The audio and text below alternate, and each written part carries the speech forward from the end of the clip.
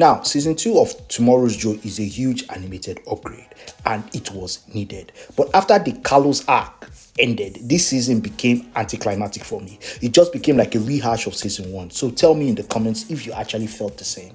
Now, season 2 is good and worth seeing, but not as good as season 1. Season 2 opens with a man who does not know what to do with himself anymore.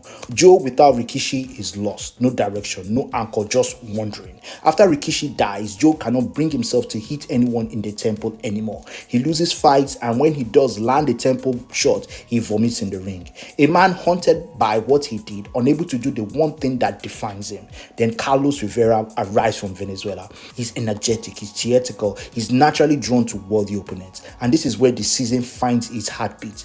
What I loved about the Carlos arc is it's not just about the boxing, just like season 1. It is the two of them in the snow, playing around, fighting in their element. Two men who came from nothing, born in slums, living entirely through their fist. More alike than they are different. The connection felt real. Their fight ends in a draw, but Joe had broken Carlos so badly that when Carlos faced the world champion, he was already a walking dead man, knocked out in the first round. Joe finds out that the damage from their fight had already finished Carlos before that night even started. Another person damaged by fighting Joe, and the guilt lands again. From there, the season just shifts to Joe climbing towards Mendoza. The Kim arc, the weight cutting that mirrors exactly what Rikishi went through, was just boring. This is where season 2 is trying so hard to be like season 1 all over again. Look, it is not a bad season, but I wonder why they did not just run the Carlos arc and leave it there. Season 1 had the Rikishi rivalry that was lightning. Season 2 is a good show trying to find the same rhythm but never did. So you tell me,